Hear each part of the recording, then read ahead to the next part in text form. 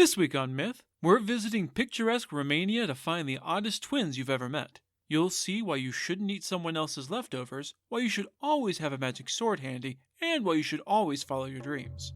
Then, in Gods and Monsters, it's very, very hard to cheat death, even when he's just a voice.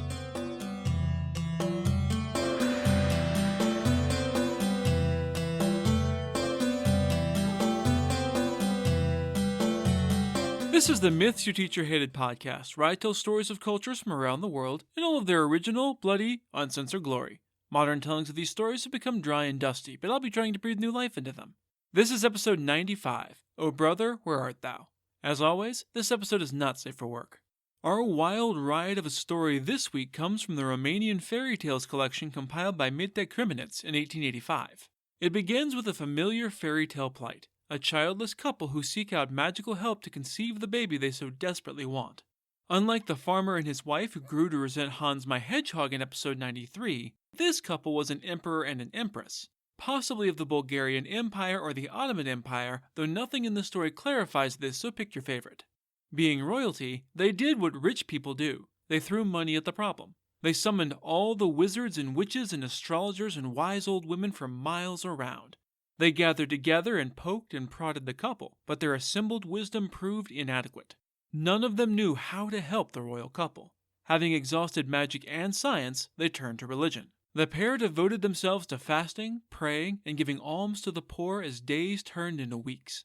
One night, as the couple collapsed depressed into their beds as they did every night, the empress had a dream.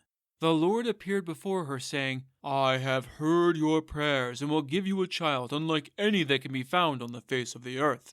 If you want this child, do as I say. Tomorrow, your husband must go to the brook with a hook and a fishing line, and then you shall prepare what he catches with your own hands. Then both of you eat what you cook."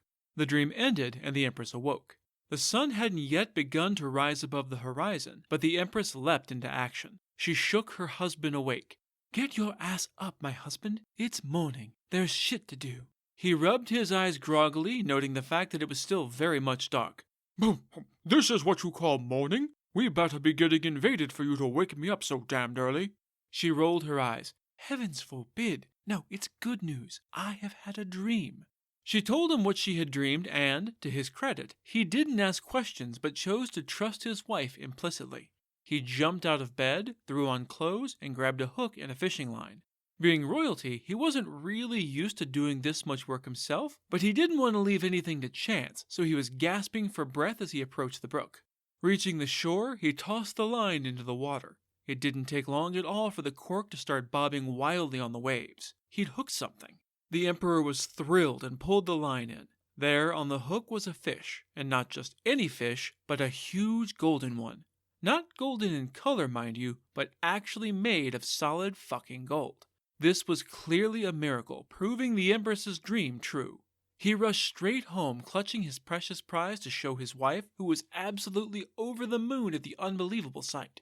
Truly they were blessed. She took the golden fish and immediately prepped and cooked it. I can't imagine that she's done much of her own cooking, but she did her level best, and both of them ate the fish down to the last morsel. A feeling of fulfillment settled over the empress, and she was sure that their prayers would be answered. Full and happy, the couple left the table and went about their day, leaving the remnants to be cleaned up by the staff. As the maid was clearing away the empress's plate, she noticed a fish bone still sitting there. A powerful urge struck her to suck on the bone to get just a taste of how the upper crust lived. I mean, how often do you get a chance to taste food cooked by actual royal hands? She sucked on the bone, which definitely feels sexual, and went away satisfied as she cleaned up everything else. Time passed, and the empress gave birth to a beautiful baby boy. Everyone agreed that he was as gorgeous as a little angel, and not just because he was royalty and they had to say that. In a very strange coincidence that was not at all a coincidence, the maidservant also gave birth to a beautiful baby boy on the very same day. In an even bigger, definitely not a coincidence, the maid's baby looked eerily similar to the little prince. In fact, one might say they looked completely identical. They were basically identical twins from different mothers who looked so much alike that even their mothers could never be sure who was who. The royal boy was named Busiok, and the common boy was named Simonok. Being born on the same day and looking so miraculously alike, the two boys were raised together as brothers in all but name. They were taught their lessons together and, shocking their tutors, they learned as much in a single day as most children learned in an entire year. Truly, they were miracle babies. The Empress delighted in watching the two of them playing together in the garden, squealing and giggling the way children do. Time passed, and the two boys became tall, handsome youths, and, if anything, they looked even more identical with each passing day. Both had a proud demeanor, but were also charming, captivating speakers, and brave. Above all, brave, to a fault even. They both had a habit of taking risks and expecting things to work out, and it always did. One day, when they were both young men, they resolved to go on their very first hunting trip together. The older they got, and the more it became apparent that they were supernaturally identical, the more the Empress became worried about the two switching places, either by accident or design. You know, Prince and Pauper style. Given the fairy tale logic that started this story, it's not an entirely unreasonable concern. She fretted about what to do and soon resolved to put some kind of secret mark on her prince to distinguish him. As you might guess, that's not the easiest thing in the world to do to someone on short notice without them, realizing you're doing something weird. The Empress, however, was quite clever. She called her son over and, under the guise of fixing his hair in that maternal way mothers often have, she secretly knotted two of his locks together. None the wiser, the prince endured his mother's fussing for a bit before gently but firmly disengaging and setting out with his best friend and sort of brother to go hunting. Eventually. See, these two boys were very much of the frolic in nature type of people, and so they felt in no particular hurry to get down to the business of hunting. They skipped around through verdant fields like joyful lambs, the actual image from the original story, mind you, gathered pretty blossoms, sprinkled dew over themselves, watched in silent wonder at the butterflies flitting from flower to flower, watched bees buzz around their hives, and generally had good, clean fun. When they were hot and sweaty, they went to a pond to drink the cool, sweet water and then watch the clouds. They were absolute pictures of youthful innocence. This is a fairy tale, though, so you know that shit can't last. Having gotten their fill of field frolicking, they headed at last into the woods. As noted, this was their first hunting trip and, moreover, it was their first trip far beyond the walls of the palace. They had never been allowed into the woods before, and so they were well and truly awe-stricken at the sights they beheld. The wind rustled gently through the leaves, sounding for all the world like the Empress strolling by and drawing her long silken train behind her. At last they came to a huge oak tree in a large glade and sat down in the soft grass beneath it to rest and discuss their next steps. The Simi brothers were only interested in killing the acceptable range of wild beasts that were proper for young men to hunt. They didn't notice the diverse group of birds perched above them on the branches of the oak tree, but if they had, they wouldn't have hurt them for all the world. The birds seemed to sense this and gathered around, singing a swelling, joyous song loud enough to split the very air around them. The sweet music lulled the young men until the prince felt utterly overcome with fatigue. To be fair, they'd had a very big day so far. He lay down with his head in his almost brother Simonok's lap and asked him to stroke his hair the way the Empress did. In most stories, this would come off as very psychosexual, but these two are spiritual twins and, as the dream promised, unlike any other children to walk the earth. Their extremely close bond is not surprising given their supernatural origin. Simonok was happy to oblige Busiok, but stopped in puzzlement when his fingers found the knotted lock of hair. "What is going on with your head, Brother Busiok?" "How should I know, Brother Simonok? You're the one able to see it. You tell me." "Well, it looks like two locks of your hair have been deliberately knotted together. Weird, right?" Busiok agreed that it was indeed weird. In fact, the strangeness of it gnawed at him, erasing his earlier fatigue. He couldn't let this honestly pretty inane oddity go, and decided that this simply would not do. "Brother Simonok, I can't understand why my mother the Empress would tie my hair like this. She must have done it while she was stroking it, but that makes no sense. The only reasonable reaction to this is for me to set out into the wide world alone and explore." No, I don't know how the hell he leapt from point A to point B on this one, but to the story's credit, neither did his brother. Simonok tried his best to talk Busiok out of this incredibly hasty plan, assuring him that the Empress must have had a perfectly innocent reason for her actions. She certainly hadn't intended any evil to her son, and nothing in the story so far has given him any reason to be suspicious of his mother, but the prince remained firm in his resolve that the knotted hair meant he had to journey into the world. Standing up to leave, he handed Simonok a handkerchief, telling him that if his brother ever saw 3 drops of blood on the cloth, then he would know that the prince was dead. No, I also don't know why he had such an absurdly specific magical artifact on him either. Maybe it's some magical power he has, but that's just as inexplicable. If you're absolutely determined to do this ridiculous thing, then I wish you luck and happiness, brother, but it's not too late to just not do that and come home. Busiak hugged his brother. Impossible. Bye. Simonok watched his brother until he was lost to sight, always hoping he'd change his mind. When it was clear that he wasn't going to come back, Simonok mourned and headed home to deliver the sad news. The Empress didn't take it well. She wept and wailed and wrung her hands, but, to her credit, she completely trusted Simonok and didn't do any of the typical evil queen shit that you might expect from the setup of this story. She took what comfort she could in her son's semi-twin still being around and from the magical handkerchief. That is, until one day, years later, when Simonok checked it and found it spotted with 3 drops of bright blood. In a move that was equal parts nonsensical and understandable, Simonok declared that his royal brother was certainly dead, and that he had to set out at once to look for him. Maybe he just wants the closure of knowing what happened. Regardless, he gathered up provisions and set out after his long-lost brother. With little more than a direction to go on, he traveled far and wide, passing through small villages and mighty cities, passing through fields and forests, and generally looking everywhere there was to look, until at last he reached a small hut. An old woman lived there all alone, and she was glad for the company of the wandering Simonok. He asked about his brother, a young man who looked exactly like himself, and, to his great joy, the old woman told him that she did indeed know of such a man. He had married the princess who ruled the kingdom he was currently in and become the son-in-law of the emperor here. Rejoicing that he was finally on the trail, Simonok hurried to the emperor's palace at once. Inside said palace, the princess was waiting for her husband Busiak's return and spied Simonok hurrying towards them. Understandably certain that this was her beloved husband returning at last, she rushed out to embrace him and bury him in kisses. Simonok did his best to fend off the ardent princess, insisting that he was not, in fact, Busiak, but his identical brother. I have received word that he is dead and came to learn the truth of things, and maybe to learn something of his life. I'm guessing that Busiak had never mentioned he had an identical brother because the princess absolutely refused to believe it. I mean, maybe he had, but she hadn't expected the level of eerie sameness. Even with identical twins, those closest to them can usually spot some small differences to tell them apart. As the story has made clear several times, these two were absolutely identical in appearance in a way that no 2 living people have ever been. Busiak, why are you saying such things? Why are you denying our love, denying me? Have I ever deceived you? Do you feel the need to test my faith? Simonok reiterated that he was definitely not the man she thought, but she was convinced he was lying for some inexplicable reason. Frustrated, Simonok looked around and saw a sword hanging on the wall. Giving more credence to the whole, the supernatural twins have magical powers that have never been explained theory, he gestured at the weapon. The Lord will show the truth of things. Let the sword over there scratch whichever one of us is mistaken. No sooner had he spoken these words than the sword leapt off the wall of its own accord and cut the princess's fingers. It was not a deep cut, but the sight of her own blood was enough to convince her that what this man said, as impossible as it sounded, must be true. Apologizing to the man she now recognized as her brother-in-law, she welcomed him into the palace as an honored guest. They spoke at length, and Simonok learned that his brother had gone out hunting and never returned.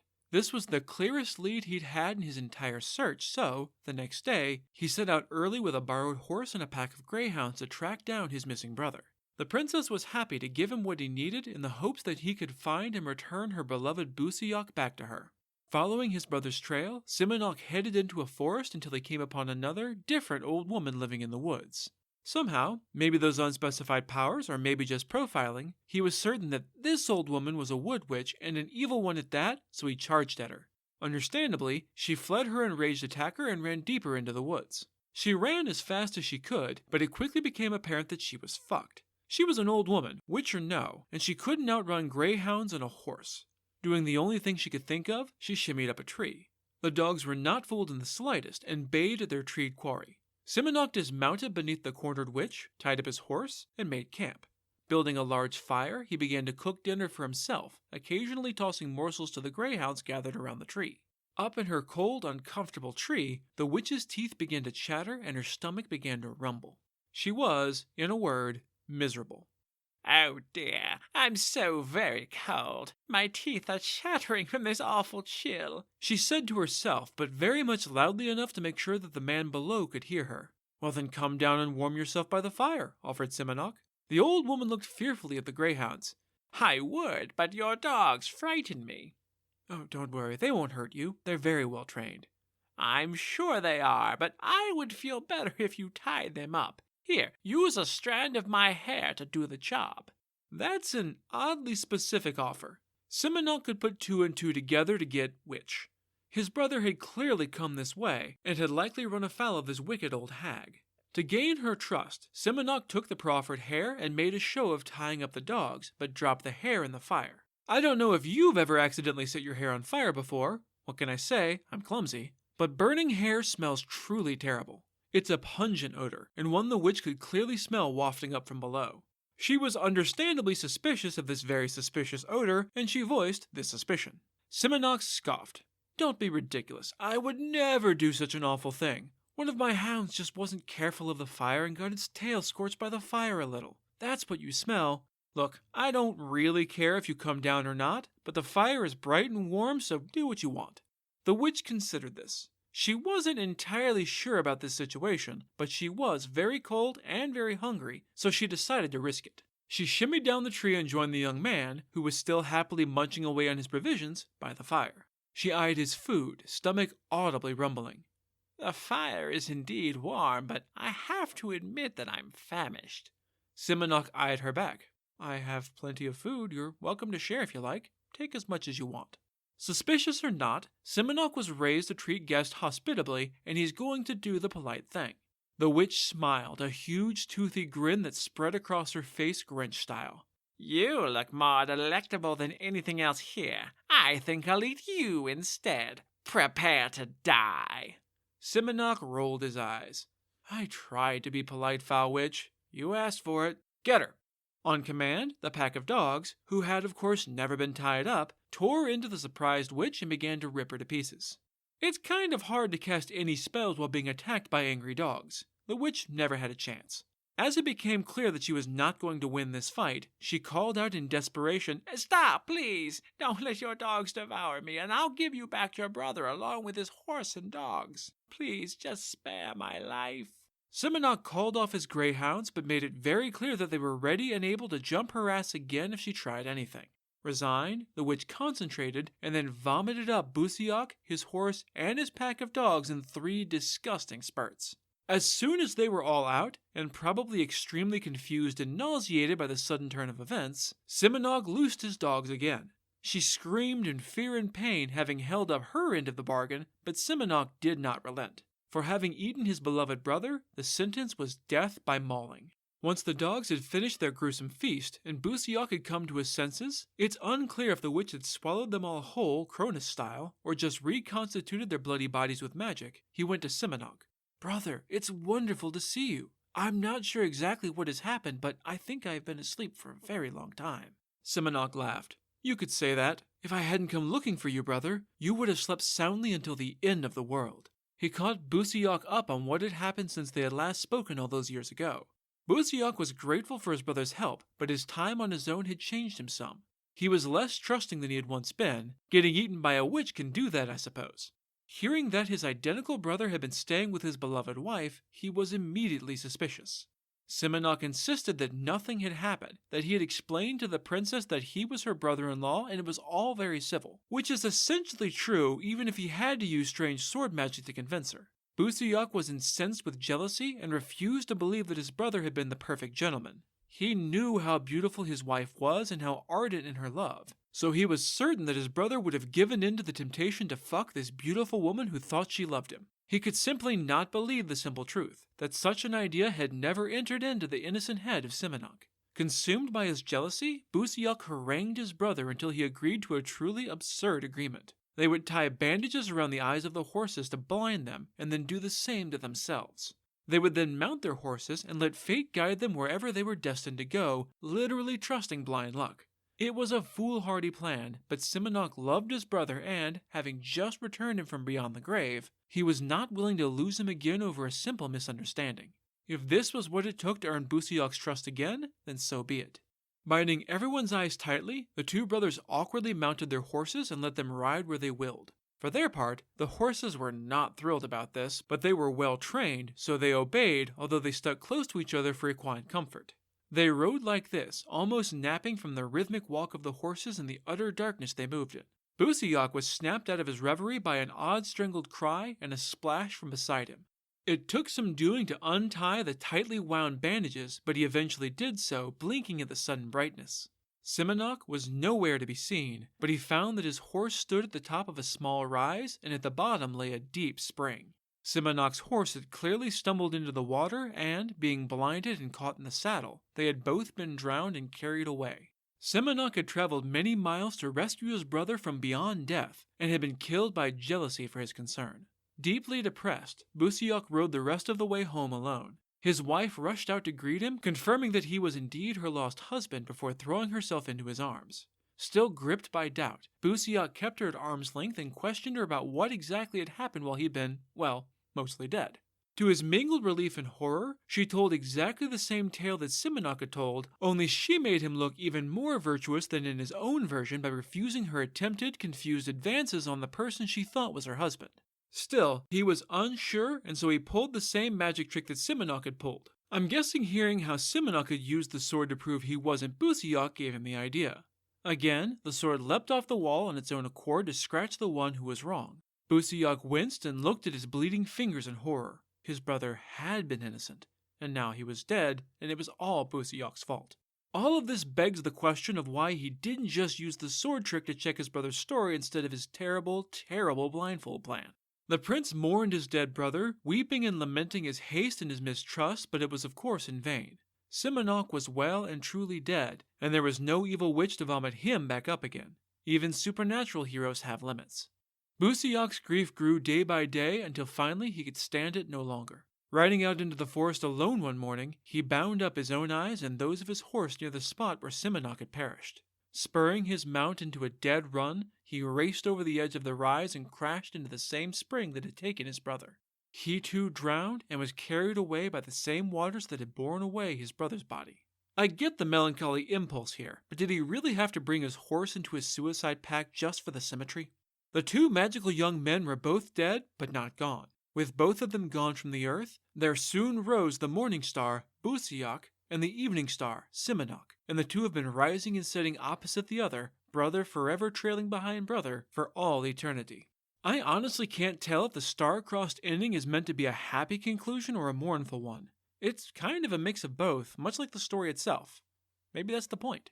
Either way, the brothers are now among the stars, which means it's time for Gods and Monsters. This is a segment where I get into a little more detail about the personalities and history of one of the gods or monsters from this week's pantheon that was not discussed in the main story. This week's existential dread is the voice of death. This story, which also hits on a lot of themes we've seen in previous tales, comes from Andrew and Nora Lang's Fairy Books, a collection published between 1889 and 1913. Once upon a time, there was a man who dreamed of being rich. How wasn't terribly important as long as he became just disgustingly rich. As noted in the classic Citizen Kane, it's very easy to make a lot of money if all you care about is making a lot of money. This particular dude bro thought of nothing else, even dreamed of nothing else, and so in time his prayers were answered. He became very, very rich. You've probably heard that you can't take it with you, and that idea made this man wake up in a cold sweat. Being so very rich, he had a lot to lose, and he couldn't help but think it would be a crying shame if he died and had to leave all his shit behind. The more he thought about it, the more unfair it seemed, and so at last he resolved to set out in search of a land where there was no death. He packed everything he thought he would need, said goodbye to his wife, and headed out on his quest. His methodology was very simple. Every time he came to a new country, he just asked whether people died there. I'm sure the wandering rich asshole must have gotten a lot of very strange looks at this bonkers question, but he didn't much care. As soon as he got confirmation that death did indeed exist, he set out for an even more distant place. The story doesn't say how long he traveled like this, but at long last, he did indeed find a country where the people did not even know what the word death meant. I don't know if our rich guy protagonist just spoke a shit ton of languages, or if everyone in this fairy tale realm all spoke the same language, but I'm leaning towards the latter. To his credit, he did at least ask a follow-up question. So no one ever dies, huh? Cool. I guess that means you must have just a ton of people, right? Since everyone just kind of keeps on living? The random person shook their head. No, not at all. You see, from time to time, people will hear a voice calling to them that no one else can hear. They of course get up and go answer this voice, going away never to be seen again. The rich guy thought this sounded a lot like death but with extra steps, but it was the closest he'd found. Okay, so this voice, is it the disembodied kind, or do these people see someone talking to them? Oh, they see and hear him. That settled it for the rich man. It sounded like all you had to do to live forever was just, ignore the voice. He was amazed that these sheeple just did what some random voice said and walked to their own probable doom. He set out at once for his own home to gather up his wife and family, maybe children but definitely servants, to move to this fabulous deathless country. On the way, he warned them about this mysterious voice and told them all to just ignore it if they heard it, no matter how loud it called them. They made their way safely to their new home and settled down. Things went well and everyone was very happy, which is fairly easy to accomplish when you have enough money. One day, they were all sitting around the table together when the wife suddenly stood up. Okay, I'm coming. She began scurrying around the room looking for her best fur coat, but her very alarmed husband leapt to his feet and grabbed her by the hand. What the ever-loving hell are you doing, woman? Don't you remember what I told you when we moved here? Unless you want to die, stay right here and ignore that damned voice. She struggled to shake her hand free. Don't you hear the voice, though? It's fine. I'll just go see what he wants and then come right back. Don't worry. Now let me go. She struggled to get away, but her husband held on with all his might, certain that his wife was about to march off to her own demise. He ordered all of the doors shut and bolted so that she could not leave the house. Seeing that she was basically trapped, the woman stopped struggling and sighed. All right, fine, my dear husband. I shall do as you wish and stay here. Pleased that she had finally come to her senses and listened to him, he let her go and sat back down, as did she. He was unfortunately too busy congratulating himself to notice that his wife had in fact found and donned her coat before sitting at the table. She waited until he was momentarily distracted before leaping up from the table and dashing for the nearest door. Undoing the lock and throwing it open, she raced outside, followed closely by her husband. He managed to get close enough to grab the tail of her fur coat and yanked, begging her to listen to reason. She said nothing in response, shrugging smoothly out of the coat and continuing on. He stumbled as she freed herself and could only watch helplessly as she ran off into the distance, shouting to the unseen voice that she was coming. When she had finally passed out of sight, her husband shook himself out of his stupor and headed back inside, muttering to himself, Well, so be it. If that silly woman is gullible enough to follow a voice to her death, even though I warned her, then that's on her. I told her very clearly what to do, so this is definitely all her fault. Never mind that he's the one who moved them out to this strange land because he was so terrified of death. In his mind, that was utterly beside the point. Days turned into weeks and then into years, and the household adjusted to their new normal. Things were about as happy as they'd ever been since the man had just as much money as ever, if not more, with one less person to take care of. One day, the man headed out to get a shave at his preferred barber, as was his usual custom. The shop was full, but since he was a regular, and more importantly, very rich, he was able to get in the chair with no difficulty. No sooner had his chin been lathered up when the man leapt out of the chair angrily. Absolutely not. I'm not listening to you, voice. You hear me? I'm not coming. La la la la la. Satisfied, he sat back down only to leap back to his feet again. Fuck you. I said no, and that is that. Leave me alone or I swear I'll make you pay. You can call me as much as you like, but you'll never convince me to walk blithely to my own death like the rest of these assholes. It was clear that the voice was ignoring his outburst because the man just kept getting angrier and angrier. He wasn't exactly used to being ignored like this, and to everyone else in the shop, it seemed for all the world like there was someone standing unseen in the doorway taunting him mercilessly. It didn't take long for the rich man to decide he'd had enough of this bullshit. He grabbed the razor out of the barber's hand and ran for the door. I warned you. Now I'm going to teach you to leave people alone. After recovering from shock, the barber raced out after his client, determined not to lose his razor, which was not cheap at the time. The two of them raced at full speed through the town until they left the last of the houses behind and headed out into the wilderness beyond. The barber chased the rich thief well beyond the town when the rich man suddenly disappeared with a surprised yelp over the edge of a cliff. The barber pulled up short, considered for a moment, and then went home whistling. On the one hand, he'd lost his razor. On the other, he hadn't run to his doom like the man he'd been chasing. All in all, he thought he'd come out ahead. He went back to town and described what had happened. No one had ever followed anyone following the voice before. I guess they all just kind of accepted it as totally normal since, it basically was there. It soon became widespread knowledge that everyone who had followed the mysterious voice must have fallen into the pit. Naturally, people became curious about this and wanted to see what the hell was so alluring about it. A party gathered and headed out to find this death pit that had swallowed so many people and yet was never full of corpses. Only they couldn't find any such pit. It seemed to have vanished as thoroughly as any of the people who had followed the voice, or the voice's owner himself for that matter. Where the barber had described a massive, unmissable pit, there was only a broad, endless, and very flat plain that looked as though it had been there forever. There was clearly no pit there, and never had been, but from that day onward, the people in that distant country began to die just like everyone else the world over. And that's it. There's no explanation for any of it, and the mysterious voice is never identified. Much like death itself, it remains an unsolvable mystery that only those who have gone into that mysterious void never to return can truly understand. That's it for this episode of Myths Your Teacher Hated. Keep up with new episodes on our Facebook page, on iTunes, on Stitcher, on TuneIn, on Verbal, and on Spotify. Or you can follow us on Twitter as @HardcoreMyth, and on Instagram as Myths Your Teacher Hated Pod. You can also find news and episodes on our website at mythsyourteacherhated.com. If you have any questions, any gods or monsters you'd want to learn about, or any ideas for future stories that you'd like to hear, feel free to drop me a line. I'm trying to pull as much material from as many different cultures as possible, but there are all sorts of stories I've never heard, so suggestions are appreciated. The theme music is by Tiny Cheese Puff. Next time, we're headed to the ancient kingdom of Maripur for some wicked beasties.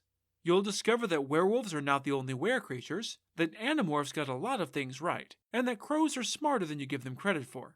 Then, in Gods and Monsters, you'll learn how to win a foot race no matter how outmatched you are. That's all for now. Thanks for listening.